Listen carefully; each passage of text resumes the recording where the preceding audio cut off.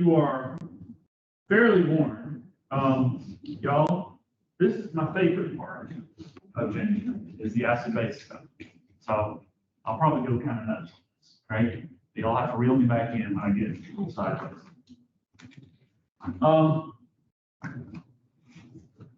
Thinking back to Gen Chem 1, what is this acid-base concept? What is an acid and what is a base? What do you remember? Gen Chem 1, think about it. Usually have Has to do with hydrogens, okay? So is anything with a hydrogen attached? How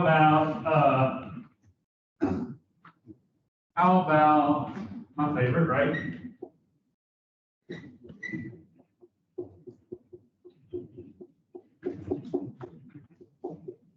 Ethanol. Is that going to be an acid? Got hydrogens attached. Is that all we have to have? That, well, it does not. Okay, you're right, it does not qualify. Why not? Okay, so it's got to be able to give up those hydrogens to solution, right? And so those hydrogens coming off in solution, let's make this a different chemical. Instead of ethanol, let's turn this into acetic acid. Acetic acid is like the kind of acid that's in vinegar.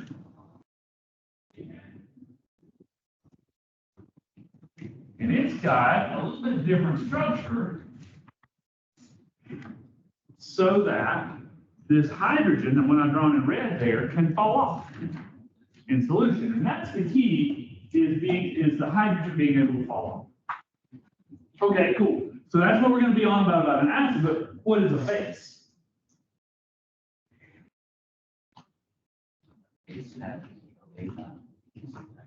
In one of the definitions, it does. That's the kind of the older definition, probably about, how old do we want to make that definition? At least 100 years old, maybe 120. So, but it is kind of the simpler one. It's a good place to start. That's the Arrhenius version. We'll talk about that. And so then we're going to talk about it in terms of this page. Then we're going to talk about a third theory also. Okay, so that first chemical listed there, HCl, that is hydrochloric acid. Okay? Now, what I'm going to say with hydrochloric acid, we're talking about it being a strong acid and stuff like that, foreshadowing a little bit here, but that hydrogen on the HCl, that H, can come apart in solution. Okay, and that's what makes it an acid. This is a very strong acid. It gives up that H plus. Say again? The salt that acid. Yeah, okay. Now here, this one does follow what you were saying. It has the OH. The NaOH, sodium hydroxide here, is my base. And like Merv was saying, it has an OH. And that's a really simple way to look at a base is like, well, it's got an OH there. You can take that OH and staple it to that H that came off. And HOH, right? Or commonly known as H2O. So in aqueous systems, that H and OH interaction is how we're going to define acids and bases. Now, our Gen Chem 1 definition was that for an acid-base reaction, your result is water plus a salt. Now, in this case up here, my salt is sodium chloride, but please do not overly focus on it being sodium chloride. It's not always. It's usually not. Right? In this case, it is, but it could be calcium chloride, it could be lithium sulfate, it could be like whatever thing, right? Whatever salt. Right? Did y'all do this? I know you did, right? So do y'all remember playing with these acid-base reactions? What about other classes? Y'all remember playing with acid-base reactions? You can balance them, predict the products, stuff like that, do stoichiometry with them, right? Okay, cool. All that still applies. All that still applies. But of course, we're going to take stoichiometry now, and we're going to go that next step with what we did last unit with the equilibrium concentrations. Now it's not going to be straight stoichiometry where you use up all of everything and have a nice, easy limiting reactant problem. Now it's going to be an equilibrium constant, and you're going to have to figure out the ratios of products to reactants. Examples of acids and bases. So up top, kind of got the little ball model of H2O interacting with ammonia. NH3 is ammonia, right? And you probably, maybe, dealt with ammonia before as a cleaning fluid, right? It's got a really strong smell and everything. And it is one of your common bases. It is a base. But we have a problem. Perfect, looking at your definition of a base a while ago, right? Ammonia, we know to act like a base. If you put it in water, the pH goes very high, right? So it acts like a base. But NH3, there's no OHs on it, right? So that complicates our definition. Does that make sense? So we're going to get to that in a second. And then there's our OH. Our OH does results, so we'll have to talk about that. HF, hydrofluoric acid. This is a very aggressive acid, but I'm going to not call it a strong acid. I'm still going to call it a weak acid, and we're going to talk about what does that mean. Okay? Now, just because I call something a weak acid, had you rather get hydrochloric acid on you, which is a strong acid, or HF on you, which is a weak acid?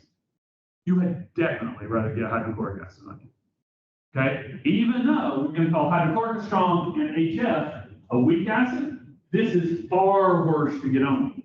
Okay?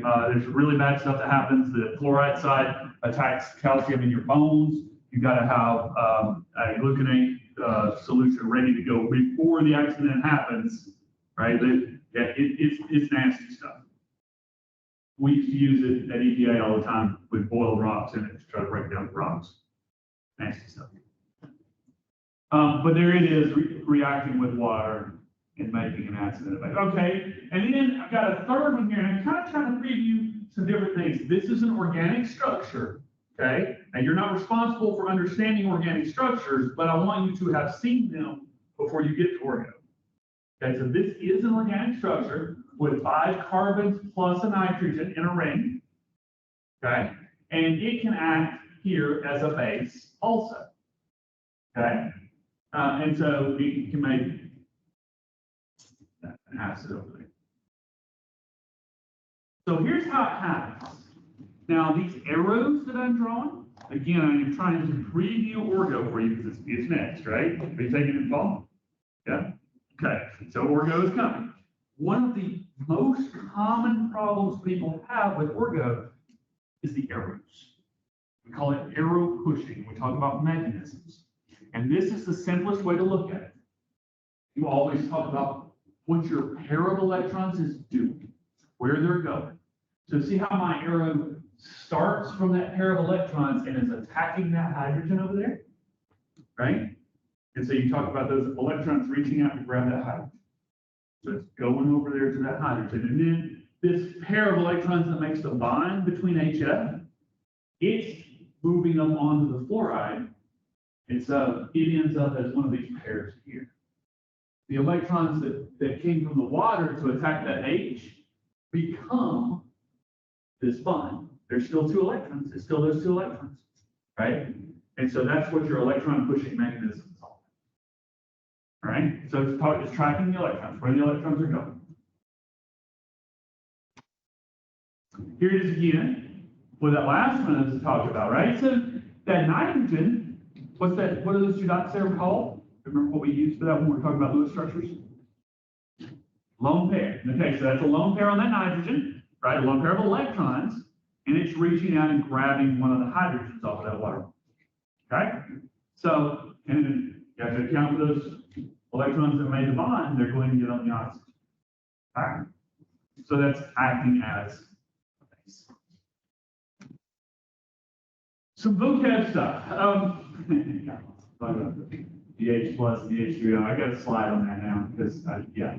So We talked about the acids and bases. We're going to mention the three theories again. I hope you heard at least two of those theories in Gene Chemical One, maybe all three. Hydronium ion. When I talk about hydronium ion or hydrogen ion, I'm going to probably be very loose with my usage there. Okay, and for the most part, we just equate them. We act like they're the same thing. Okay. Anybody remember these terms right here? Monoprotic, diprotic, polyprotic. Mercy, you remember what those mean? Or can you work it out from the, huh? What do those mean? How many of something, right? Okay, so like this has got that hydrogen right there that can fall off, but it's only one hydrogen. So this guy's a monogroup. Okay, but something like sulfuric acid. Sulfuric acid is H2SO4. And in fact, both of those hydrogens can fall off. So it's diprotic. Does that make sense? And polyprotic just means more than one. Okay.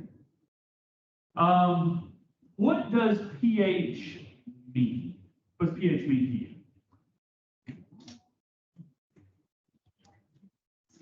There's a scale, okay. What does the scale go to? 1 to 12. Anybody else got another thing on what it goes to? Something to 14. Okay. Anybody got other thoughts? Okay, it's about how acidic it is. I'm going to talk about there is no magic number. It's not from something to something. You can actually have a negative pH. I measured a negative pH in a field, in the field one time. The terrible mine waste site in East Georgia. Blood red, I've actually got a picture of it later in the slides. Blood red pine, mine waste. Terrible. Touch that stuff. So, okay, so pH is going to be our scale. We're going to talk about what it means precisely, and y'all, there's math here. Of course, there is, right? Okay, what is this word here? What is conjugate? What's that about?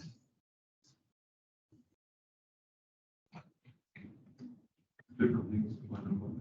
Okay, what does the term actually mean? Because there's like the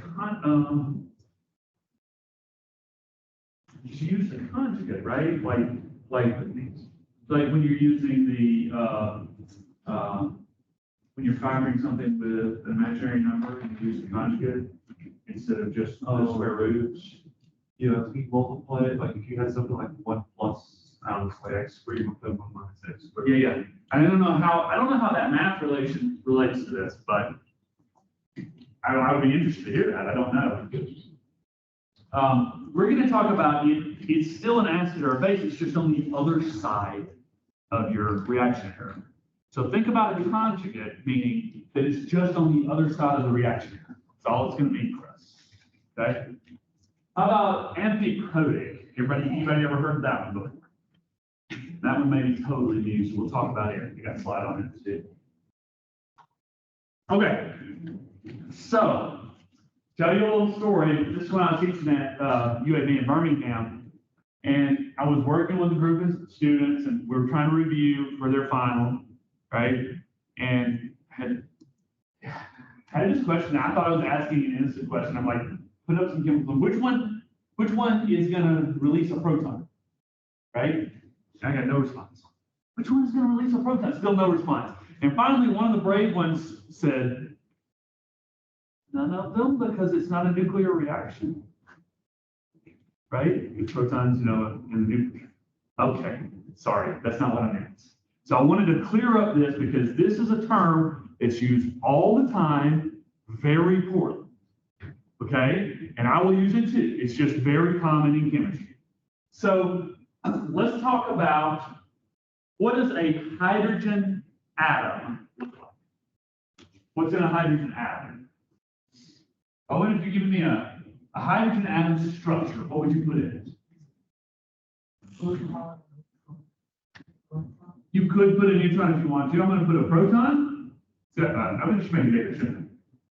It's got a positive charge on it. You wanted to put a neutron and make it deuterium, we can do that. Yeah, or you can put 2 neutrons and make it tritium, right? Or 0 neutrons and make it regular, right? Let's just make it regular, right? Most of, like 99.98% of the hydrogen in the universe does not have any neutrons. But it does have, what out here? The electron. Okay.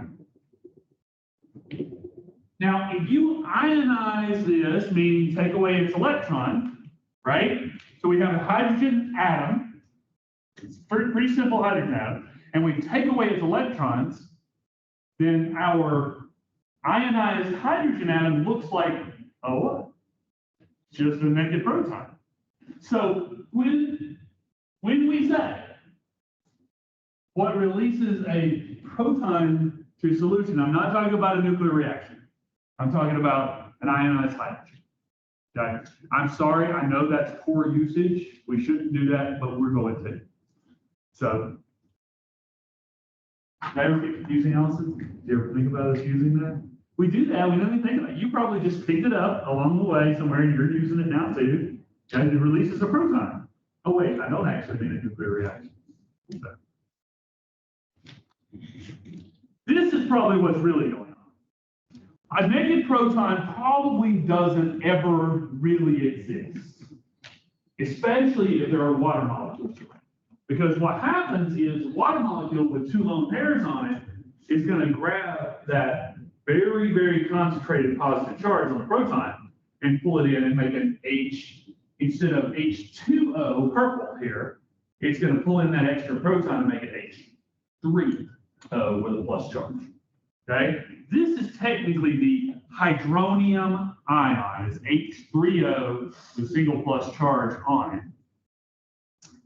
I don't get too, I know some chemistry professors out there get torn up about you using H3O all the time instead of H plus. I don't care because H3O plus is probably not right either. Because you could have H5O2 single plus or H7O3 single plus. And all those different things probably are all there in the water, and we don't really care. We care about the H plus. Okay, so usually I'm going to write concentration H plus. Okay, because that's really what we care about is the virtual concentration of the H plus ion. It's probably mostly H3O plus in aqueous solutions. Okay. But you can ignore the fact that H3O plus really even exists, okay?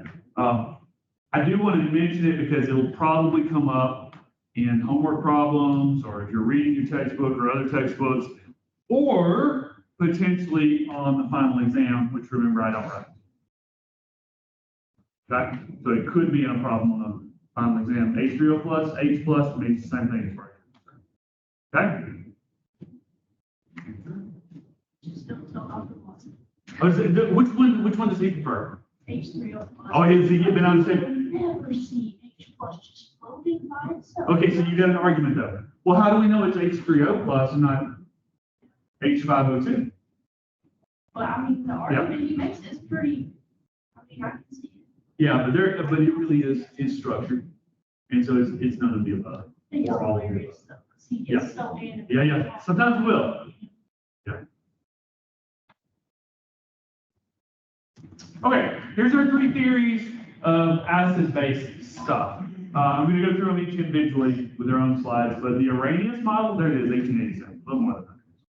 So, Arrhenius model, I remember it being. Okay. The Bronsted-Lowry model is a little more modern. And it's the one, the middle one here, Bronsted-Lowry, that's the one you care about. I'm going to touch this other one, but you don't really care about it yet. You will later. The Lewis acid-base theory. Okay, so the simple model is that acids release protons and bases release OH, hydroxide ions. Hey, wait, what happens if a H plus and an OH get together? What? Water happens. Good. All right, so that's the easy Arrhenius model. Okay? Kind of the middle schoolish, high schoolish version. Oh, I guess I animated that. Oh, I don't remember doing that. I don't watch it. Okay, so it's breaking up the H plus and the Cl minus. So it's a strong acid, strong base, Na plus. Oh, there we go. One second. There you go. So those got together to make the H2O. And the green part got together to make the sodium chloride. Sodium chloride is your salt. Plus? Okay, I don't know. Now this one is more, okay, Bronsted-Lowry is more where you need to be for Gen Chem. For this course, you need Bronsted-Lowry. So most of Gen Chem happens in water, in aqueous solution, right? So now we're going to say, well, right now our acid definition is going to be exactly the same as it was for the Arrhenius model, that acids release protons or H pluses to solution. But instead of saying bases release OHs, we're just going to be a little more generic and say, bases consume those protons. They give the protons somewhere to go. So it doesn't have to be something that has an OH on it. It just has to have somewhere for the H plus to go. Now, in practice, if you have water, OH is going to result because it's going to come from the water molecules. Okay? So it still makes the H2O by stealing OH from one of the water molecules. So here's the example, right? If you have ammonia as a base, right, it can give the H plus somewhere to be. It goes and staples on to the rest of that ammonia, making an ammonium ion. So ammonia is definitely a base, but it would not have qualified under the old Arrhenius model because there's no OHs on it. Okay, but it definitely is a Bronsted-Lowry base. That make sense? Good? Okay, now there's a third theory. Well, there's more than that. There's plenty of theories. The third one that we're going to talk about, called the Lewis acid-base theory. And this one gets a little more generic. Okay? And it just talks about it, instead of talking about it from the proton perspective, it talks about it from what the electrons are doing. This one becomes a lot more important in your next course in Orca. Okay, so this will prepare you. One of the things that I talk about, people get confused by the Lewis acids and bases, but the thing to remember, if a thing is a Bronsted-Lowry base, it's still a base under the Lewis. If it's a Bronsted-Lowry acid, it's still an acid under the Lewis system, okay? So that's a way to anchor yourself back in your Gen Chem knowledge when you get to Orgo is think, well, no, wait a minute, which is it in the simpler system? Okay, well, it's still an acid, or it's still a base, whichever one it was in the simpler system, okay? But you're just gonna be looking at about where the electrons are going instead of where the protons are going, okay? One final caution about that, the Lewis theory gets broader. There are Lewis bases that don't count as Bronsted-Lowry bases, and there are Lewis acids that don't count as Bronsted-Lowry acids. But all the ones from this course, the Bronsted-Lowry, do count as the Lewis. Okay, it just grows into a bigger set. The Venn diagram circle is bigger for Lewis. There's your arrows again. See those electrons reaching out to grab that H plus? And then there they are on the other side. Okay. So then we'll talk about reactions and these acid-base. Now, I think nobody balked, but I want to give you another chance to balk here. Everybody kind of feels like you saw acid-base reactions in Gen Chem 1, right? And you had to write some and predict products. Okay, so that's where we still need to be able to do, okay? So I give you acetic acid, right here, the one on the left, the reactant side, I want you to predict that that's what it ends up as, okay? Now, acetic acid could be a little confusing. You see how it's got that H out front, but it's got CH3. Okay, I tend to write acids this way to give you a hint, okay? That H that I've written out front is the one that's going to fall off, not those other three. I'm kind of separate. Why did I write the H's in different places? Well, to kind of highlight the idea that it's an acid, okay? And it's not always the case, but I try to do it that way. Some people will write it as CH3COOH, okay, because they already know that it's CH at the end that's going to fall off. But so you know. Now, charge balance, if we have an H plus fall off, well, something became plus, something else has got to be negative from it, right? Because you have to maintain charge balance in your equations. Unless you got electrons flying around, that's next year. Okay? All right. I will also abbreviate this, okay? Because all that CH3COO, don't care. It's just the A. Right? So a lot of our reactions, I'm going to abbreviate this way. I'm going to say random acid with its proton attached to it, same random acid after the proton fell off. Does that make sense? Okay? Does it make sense how I'm generalizing this, everybody? Okay. You'll see me write that a lot.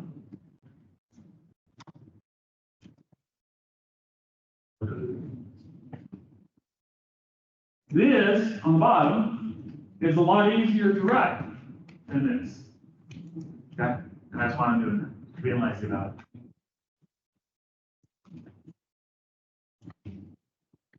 Okay, conjugates. So, don't make this more complicated than it is. Especially with high school students. I saw this get missed all the time on standardized exams. Hold on a second. What is the definition of an acid? Owen, what's the definition of an acid for us? Okay, so looking on the reactant side over here, right, on y'all's left, what's the acid? Acetic acid. Okay, now look at it backwards. On the product side, what's the acid? What could potentially give up an H if you ran backwards? Yeah, the hydronium ion, the H3O. It's still an acid, because if you run backwards, that one would be the acid, right? So don't make that more complicated. If it's an acid, it's an acid, right? Conjugate just means it was originally written on the product side, okay? That's all it means. Same with bases.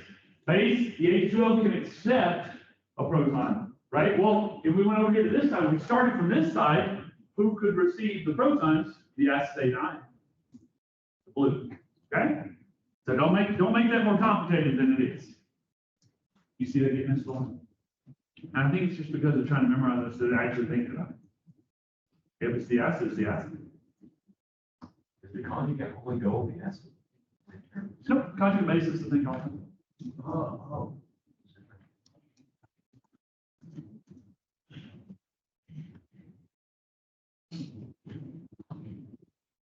Okay, here's that other term that y'all had not heard of, amphiprotic. Anybody into, I believe, was that Greek mythology? Anybody into Greek mythology? Amphispina, the two-headed snake thing? Oh, it's cool stuff. It's cool stuff. Well, okay, amphi is just like both sides. And so amphiprotic species just means something that could act as a base, or it could act as an acid. All right? My example here is HCO3 minus. Well, that's a bicarbonate ion, right? And if you put the bicarbonate ion around a bunch of H pluses, right, it'll act like a base. If you put the bicarbonate ion where there's not enough H pluses, it'll act like an acid and give up protons. It can actually go either way, depending on who it finds itself at the party with. Okay? Yes, please. Mine here, this also called infiltrate. Okay, good idea. Realize that before. That's just a different word, means the same thing. And I've called it that, so if you've been in my SI session, don't worry, it's the same thing. Yes, this is their book's terminology. I don't know if there's technically a difference. Infiltrate. I need to look at it and see if there's technically a difference between the two. It's like, exothermic and exergonic, there's technically a difference between this, but they're often used interchangeably. Well, they may have heard of this infiltrate, I'm just saying, they heard that's a. Yep. Yep. I just don't know off the top of my head what the technical difference is. I don't know what the root tariff would be.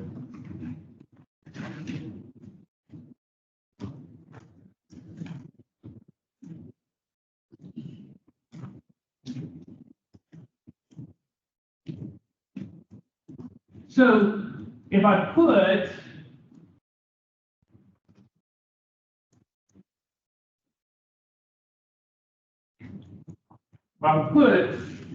bicarbonate, HCO3,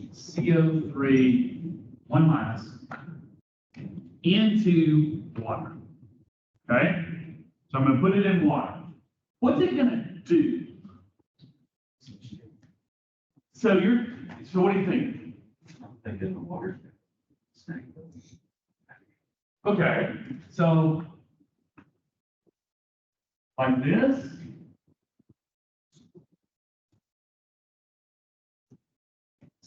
Like that, snag that. Okay, so what I've done is I've taken this H off of the end of this, right? And I've stapled it onto this water, leaving what? CO3 what? It has to be, right? Because what's your total plus minus here? -1, right? It still has to come up to the same charge balance over here, right? But since there's a +1 now, there must be a -2 to keep it. Does that make sense? Okay, but I wanna talk about it going the other way also.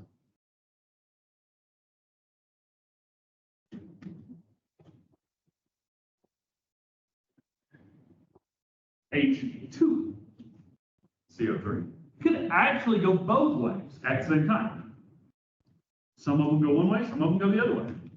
Oh, now wait a minute. Are we happy on this over here? What must be going on then? Where did that extra hydrogen come from? From what? Leaving? Yes, hydroxide.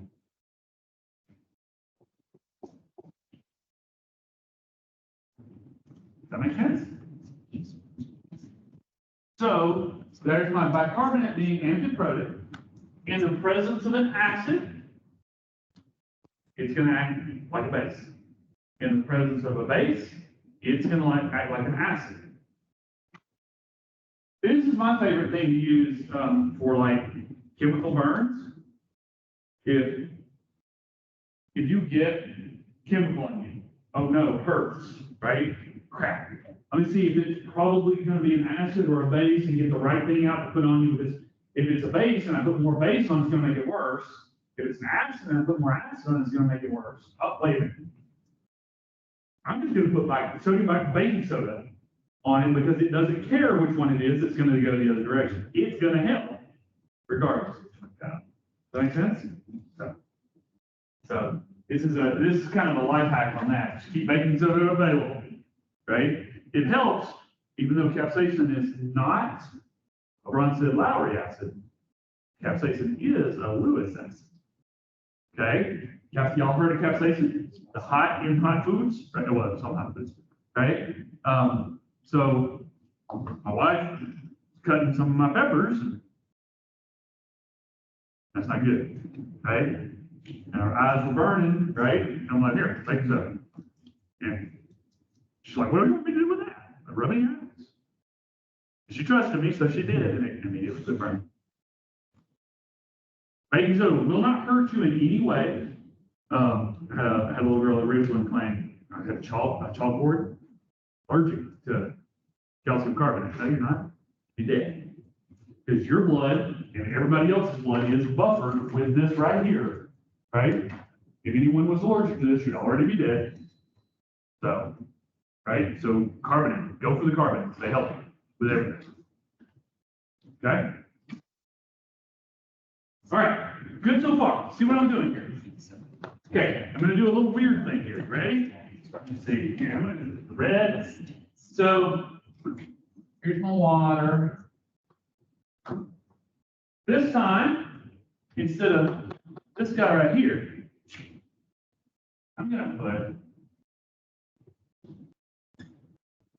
that. And I want us to think about what water could possibly do here. Which side do we want to go first? Which side of that make most sense to you up top? Going right or left? If we do both, huh? Left. You want to go left? Okay, all right. Could we do the same thing that we did here with this new situation? Could we do that? Because what did we do? We took and we stapled an extra H on there, right? So we have H, right? I guess that's H.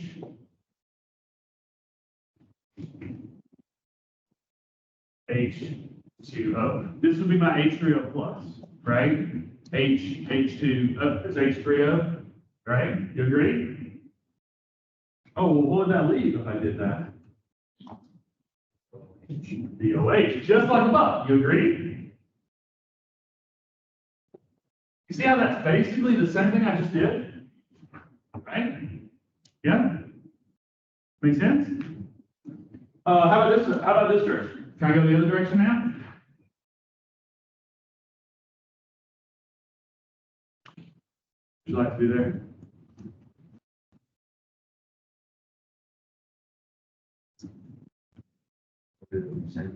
Yeah. Except I'm color coded, right?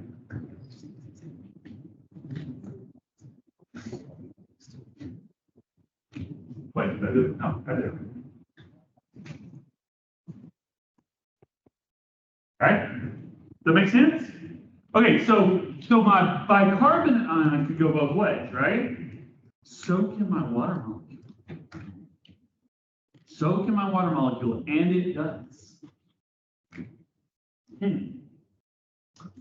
What, anybody into healthy water stuff, like workout stuff? You do special workout water stuff? They advertise it. It's all advertising, right? They advertise to you, like, what water are you supposed to drink? Oh, well, actually, I like the alkaline stuff, but most people don't, right? What does that mean? You ever asked yourself what it meant? No, whatever the other guy said. I mean, he was pretty, so I'm gonna go with it, right? I don't know, right? So, what is it? Okay, but a lot of times they might advertise pH balanced or neutral water, right? Like if you're gonna give your fish and they need neutral water, what pH are you looking for? How do you know that? How do you know that? Someone told you. Okay. Well, it turns out it's because of this reaction right here. Here's our reaction. Same thing I just drew. Okay. Look what's happening. One of the waters is taking the extra H plus from the other. Okay. And water, even pure water, the way Mercy said it, even pure H2O does this all by itself, a little bitty bit. Because remember, when I draw those equilibrium top arrows, right? We can use a what here from the last example? When we start using, we have these equilibrium arrows.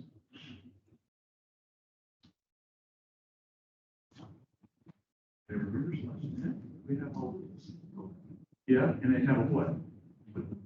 An equilibrium what? Yes, they do. It has an equilibrium constant. So there is a known amount of this stuff that breaks up, and here it is. Here's the equilibrium constant for water. 1 times 10 to the negative 14. So let's figure this out. Let's see. So if we have I'm going to simplify all this and just say it's 2H2O goes to H plus OH minus. That'll be simple. Let's just do that guy right there, right? And if I write this, what does this imply? What does an equilibrium constant do for us? Okay, so KW equals, how do you want me to write that? Tell me. Concentration of H plus. Concentration of OH.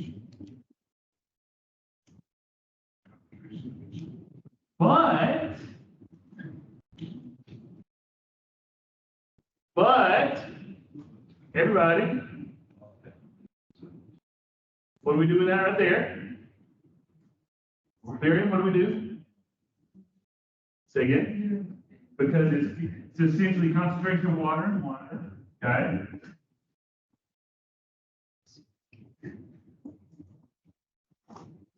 You agree? You agree? Yes? Oh, okay, okay. So, we could do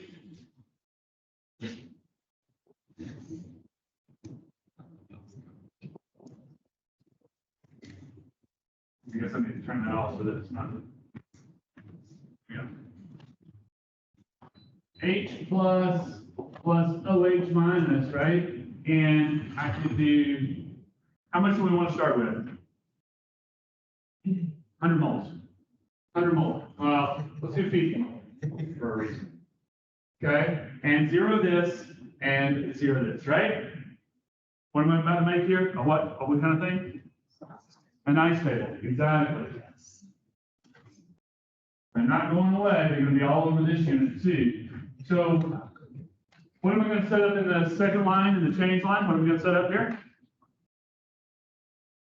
Minus what? Minus x here, okay, how about here? Plus still 1x? Okay, so what are we gonna do here?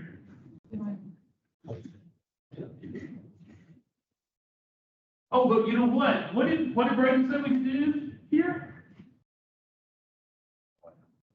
So we don't care. Oh, dang, whatever, right? We don't care about that, right? We care about those other side though, right? So KW here is this times this, right? And we know that it equals 1 times 10 to the negative 14, right? And now we're going to put in x and x. Right? Now this one's easy to solve right now, isn't it? What would you do to solve it? Carol, what would you do right here if this was on your exam from last time? Yeah. Did you follow it, Carol? Okay. Because we don't have to do the whole quadratic thing here, right? Because we've just got x times x, otherwise known as x squared, equals 1e negative 14, right? So x is square root 1e negative 14. What do you get, Ellen? Somebody? 1e negative 7.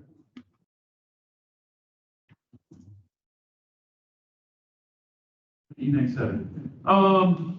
Mercy, what did you say that my pure water's pH should be? That's 7. That's where our 7 is going to come from. Okay, so we're going to be playing with that kind of math a lot coming up. Does that make sense? Yes? No? Maybe? Okay. For right now. For right now. Yeah. All right. So that's where we're going with that. Because it's one of those pure substances, concentration of water in water, so we normalize it to its own concentration.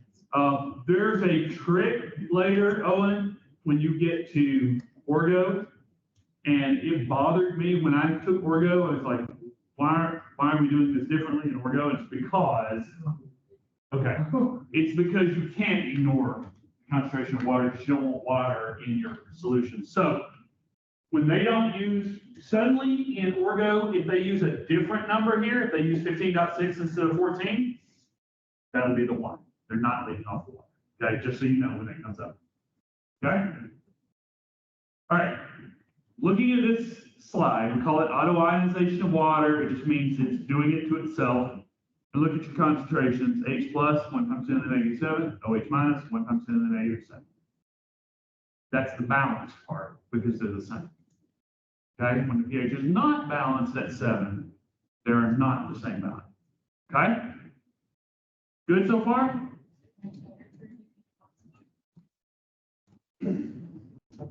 We checked the pH of your blood, it would not be 7. So biological pH is usually not 7. Ours, and it depends on which critter you're checking, ours is usually, it's slightly lower than 8.33, which is the buffer 0.4 bicarbonate. It's slightly lower than that. I want to say it's 8.28, but I'm not positive of that. But if your pH is off just a little bit, it means you're dying. So don't get your pH on. Great. The what? Like the. Oh, God. No. Oh, I get bent out of shape about those. The advertising campaigns. Well, yes, there is a special benefit. It's dollars in somebody's pocket. It's not a benefit to you drinking it. It's a benefit to their bank account. That's what advertising is about, right? But no, there's no special. Yeah. So alkaline water doesn't really say alkaline water? It might. Yeah, but of course, if you get water out of the tap here, right, the pH is not going to be 7. We can check it. We can check it this afternoon in lab if you want to. But I would guess it's closer to 9. It's quite alkaline. pH at my house is usually closer to 10. It's coming out of carbonate aquifer. So, You know, the benefit of drinking those types of waters, like the advertised waters, you're just dehydrated. And if you want to be hydrated, just drink water. any That's water, my, any water will do. Well, see, and like some of the water bottles that have like the other stuff in there. So, Oh, there's other stuff in there. A lot of other stuff. Some of, I forget which one it is, but one of the big bottled water companies, right? They literally bought a town, their water supply system, and they're filling it up from the tap and selling it at Walmart. That's your bottled water. So I don't bother with bottled water. I just get tap water wherever I'm at. So. Huh? Well, I've not been to El Salvador, but I did do the same in most places. So a lot of people talked about it like when we go to Mexico, right? Maybe we went to Mexico, right? And everybody's like on about the water, don't drink the water. And think about the salsa. It's got water in it. You know what? Just go ahead and drink it. Just get over it. You say not to get some ice. Just get it. Just go ahead and get over it. It's a get Right. Be happy you got water. Right? just drink water, guys. Yeah. Hydrated. What now? Green tap water. Is it? Yeah, like people get like filters on their other spouts. Oh, there's so much going on with the filter industry. What kind of filter do you get? What are you trying to filter out? What are you trying to do to the water, right? Because all the different filters do different things, right? If you're really worried about it, distill it. Set you up a still. You're not using for other things. And, yeah. All right, well, that's what we just did. Now here's your neutral water between those H plus and OH concentrations are equal, balanced at 7, right? Okay? Here's my ice table again, right? The H2O side, I don't care. But the X and the X over there, does that make sense? Okay? There's my X squared. Now, you kind of probably already know this. If the pH is lower than that balanced 7, we call it acidic, right? If the pH is higher than that, we call it basic, or what you call it alkaline. Okay? So that just has to do with whether your pH is below 7, meaning your concentration of H plus is higher. And that's not a mistake. I'm saying that sounding backwards on purpose.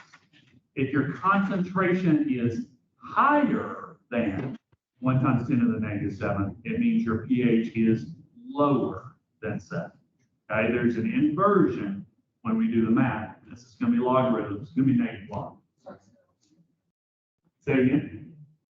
Say it again. Okay. So, all right. When your concentration of H plus is greater than 1 times 10 to the negative 7, that's going to mean your pH is lower than 7. When your concentration of OH minus is greater than 7, meaning your H plus concentration is now lower than 7, your pH will be higher than 7. I'm going to show you the math of why that is. Okay.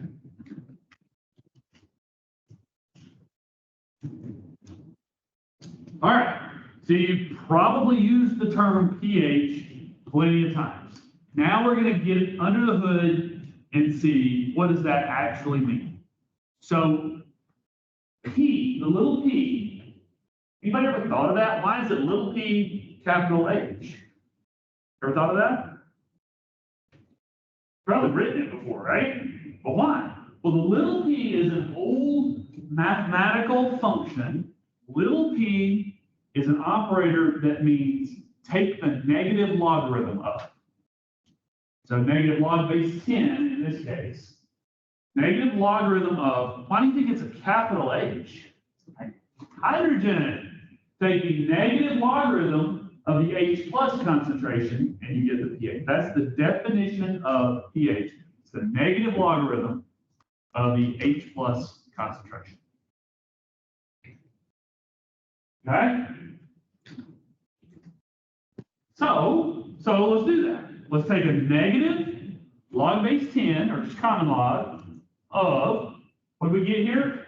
1e negative 7, 1 times 10 to the negative 7. Go ahead on your calculator and take a negative logarithm of this number right here. Base 10. It is. It works that way. And then the negative part. Yeah. Okay. So, make sure that your calculator tells you 7. If it does not, we need to see what you're doing wrong. Yes, it does say 7? You're happy, okay? Okay. So I want you to make sure it says 7 while it's still easy instead of 7, because we're going to get other values in a little bit. Okay? So it's just a negative logarithm. Okay, now wait a minute. What did that P part mean? What does P mean? Negative log of whatever comes after, right? Well, we can do the same thing with POH. If pH is negative logarithm of the H plus, what is POH? Negative log of the OH concentration, right? Molar OH concentration. And it just so happens, because of this math right here, right? The KW means that your pH plus your POH is going to be your T. That's a really nice, easy way to solve for one if you already know the other. Sydney? Assuming also that things haven't gotten more complicated yet. Okay, so it's 14 until it isn't. Okay. Okay. All right. All right, let's do practice. So what would we do with this problem?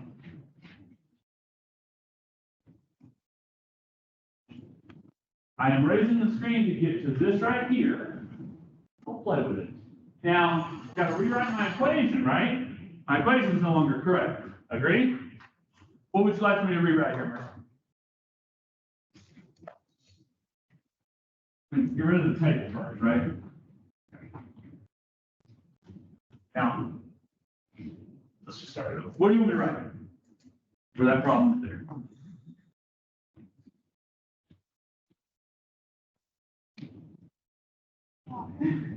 We'll need water, fine.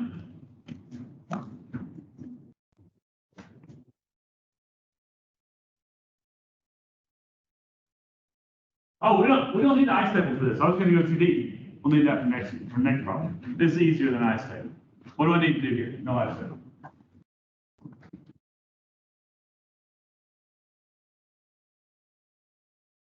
Easier, easier, easier. No, not yet? Easier. What could you do here? How could you attack this problem?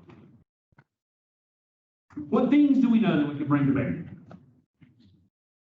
What about water? 14. Constant. Okay, so do you want this one?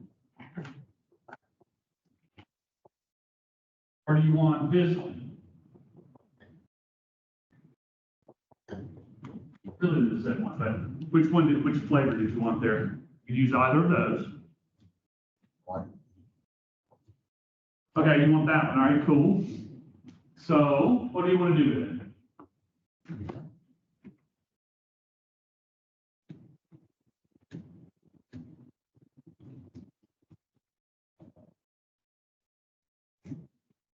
Problem solving, y'all. What would you do with this? This is a problem like maybe there's a problem on your homework. What would you do with it, Ellen, if you saw the problem? But legit, I'm not really asking the question. Like if this showed up on your homework, what would you do? I would say 0.005.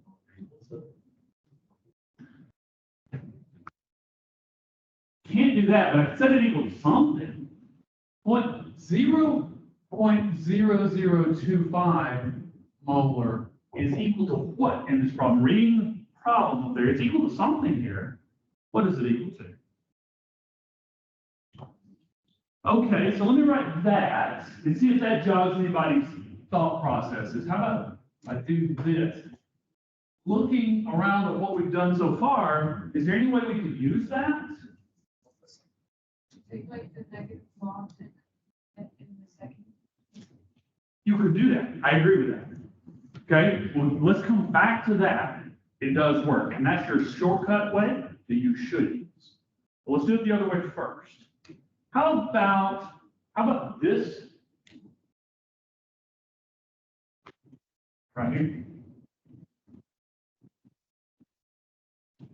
What if we knew the concentration of OH?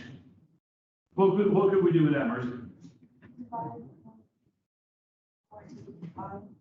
Right, so KW equals 1E neg 14 equals concentration H plus times concentration OH minus. Oh, but wait, we know this now, right? That makes sense? Put that in there, 0.0025. And what you said to do? 1E-14. What do you get?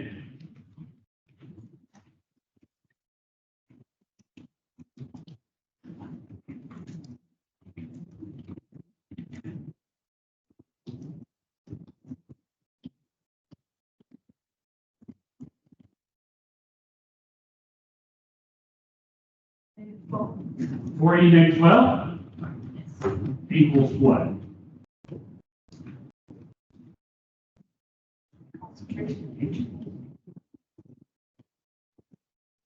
Does this answer our question? Almost, but not quite. What do we still need to do? Come on, Do the negative. do the negative one.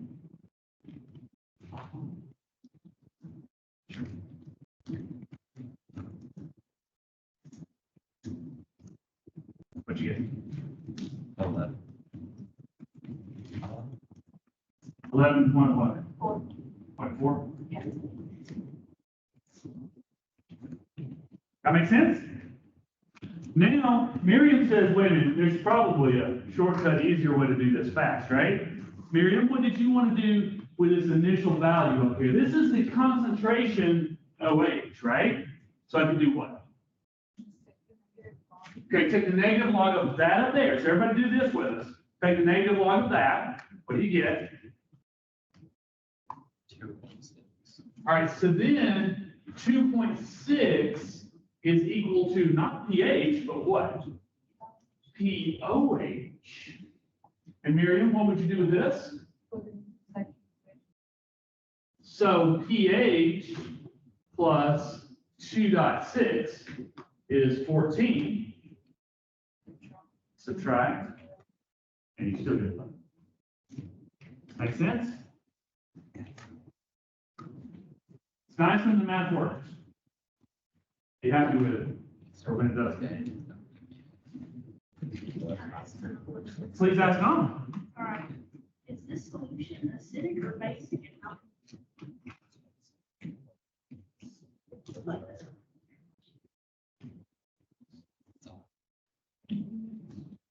It's basic because pH is,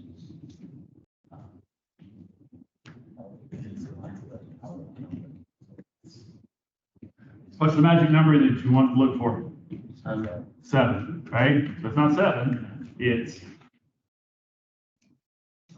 higher than. Therefore, it's basic. But let's look at this another way, what Miriam was saying. Miriam, I heard you saying something quietly. What were you saying to start with? It's a base. It's a base. So therefore, if you put it in water, yeah, you would expect to get a basic solution. So that's a good way to think both directions to make sure you arrive at the same. NH3. And what it does is it abstracts from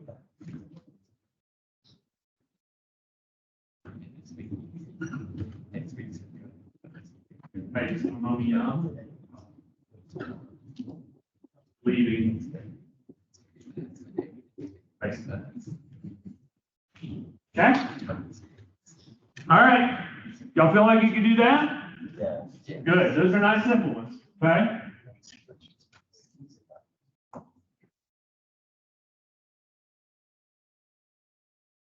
So, in a neutral solution, they'll come up to the same answer, 10 to the negative 7. In an acidic solution, what you were asking, right? The concentration of the H plus will be higher than that. Same with the basic. It'll be, the H plus will be lower than 1 times 10 to the negative 7. Okay?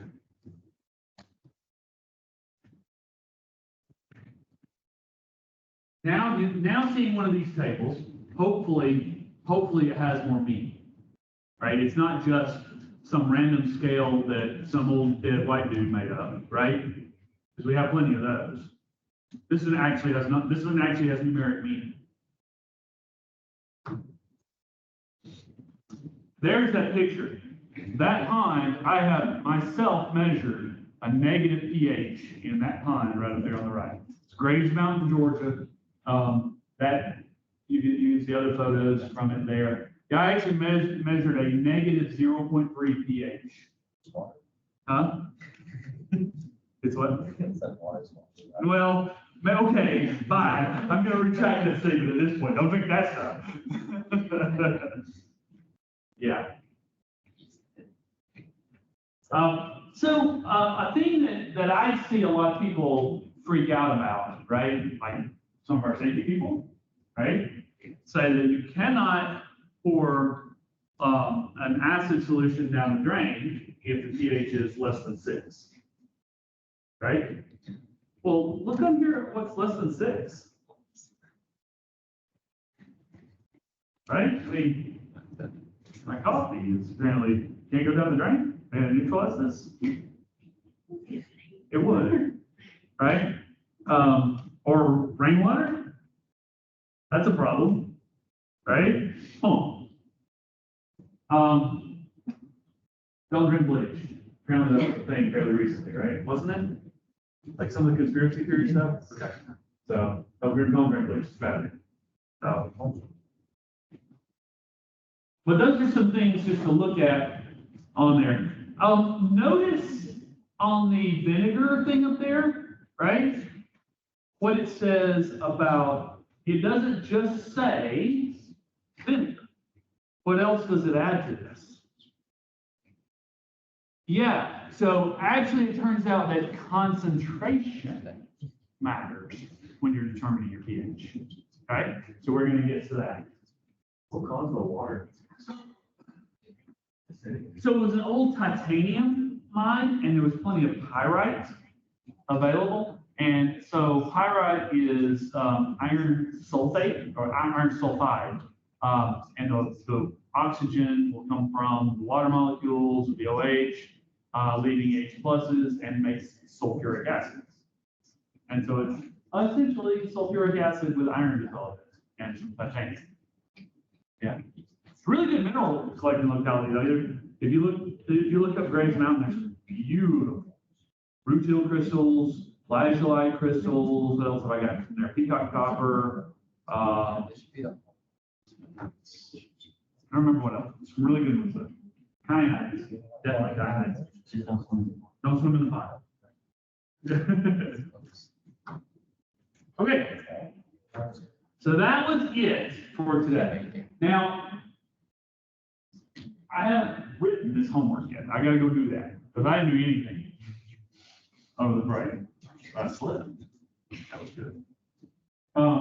So I will, the homework will drop soon, okay? We're gonna go upstairs and do a lab on equilibrium constants, okay?